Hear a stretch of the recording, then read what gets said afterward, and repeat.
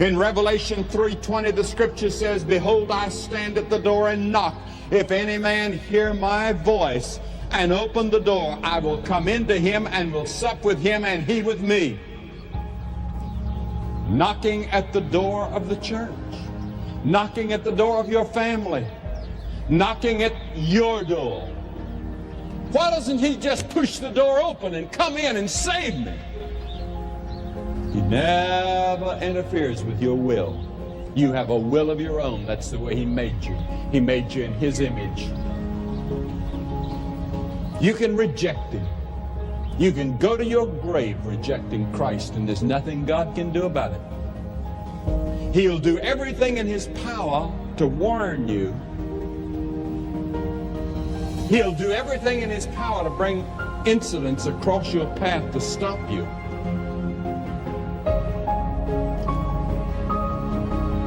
But he won't trespass on your will. And we all have this feeling that I came into this world. Now, it isn't true. You came out of this world like a leaf comes out of a tree. There are people who have been cheated on, betrayed, heartbroken by people you love so much that your heart broke so bad that you thought you would die. But you didn't. You survived. Sometimes life offers you no option but to survive. I don't know what that dream is that you have.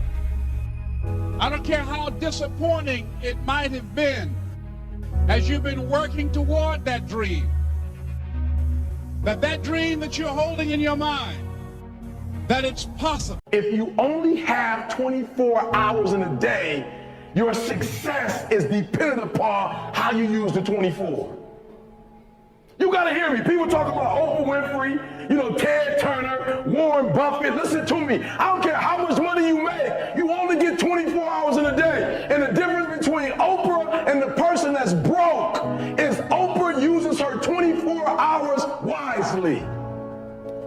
That's it. Listen to me. That's it. You get 24. I don't care if you broke, you grew up broke. I don't care if you grew up rich. I don't care if you're in college, you're not in college. You only get 24 hours. And I blew up literally. I went from being a high school dropout to selling 6,000 books in less than 6 months. What happened in my 24 hours? I was like, okay, Eric, you got to get a grip on your 24 hours because you're about to be broke for the rest of your life. And that's all I need you to do for me. I can tell you all about your life if you just write down your 24-hour schedule for me and you let me look at it. I can tell you where you're going to be in 5 years. I can tell you where you're going to be in 10 years. I can tell you where you're going to be in 20 years if you keep that schedule.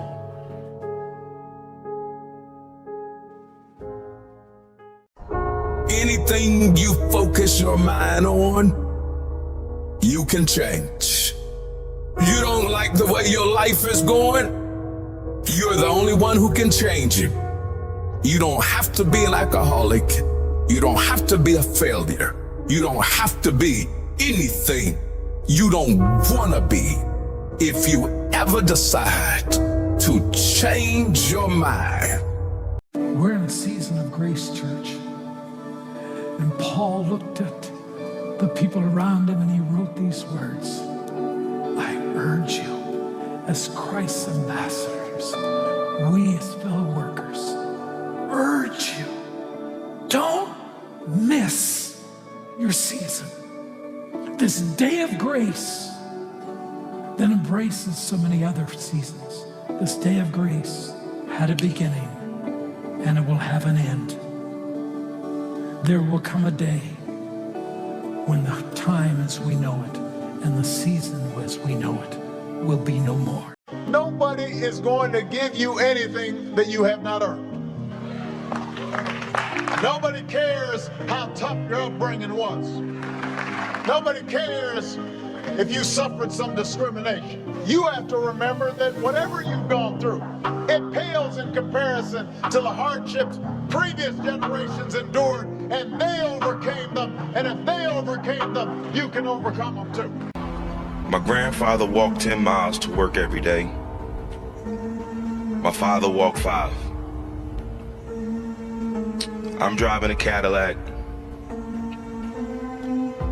My son is in a Mercedes. Said my grandson will be in a Ferrari. But he said my great-grandson will be walking again. So I asked him, I said, well, why is that?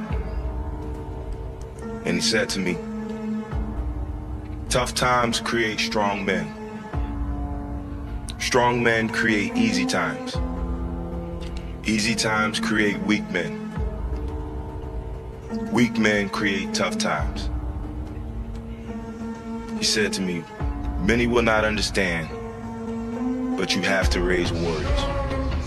There are 4 things you need to know before you go out into the world. You remember these things and you'll be the best person you can be. First, look at this pencil. We know that in order for it to become a useful pencil, from time to time, again and again, it's going to have to go through a resharpening. Well, if this pencil could feel, we can imagine how painful that would be. But that's what it takes for it to be a useful pencil. Life is much the same. Painful experiences and challenges come to us all. But it is through these opportunities that we build character and we grow. Second is to keep in mind that we'll be able to correct many of the mistakes you make along the way, just like this eraser. If we learn from our mistakes, they're not mistakes. They're lessons we can use to do better the next time around. And third, just like this pencil, every place where you are used, so to speak, you leave your mark. You're writing your own story. Think of stumbling blocks as stepping stones and never stop writing. And fourth, always remember the most important part of you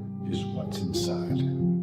So many modern evangelical pastors say, I don't want to get involved in politics. I just want to preach the gospel. Listen, there is no faithful preaching of the gospel that does not connect to politics. Because people here in these halls are doing what? They're making ethical claims. When they legislate, they're saying you ought to do this, you ought not do that. So they're making moral judgments and moral claims. And here's the question. Does King Jesus have something to say in the area of morality? When you proclaim the gospel, you're proclaiming the lordship of Jesus Christ over all things. And those early Christians were not being killed by Rome because they worshiped a crucified Savior. They were being killed by Rome because they would not say, Kaiser Kyrios, Caesar is Lord.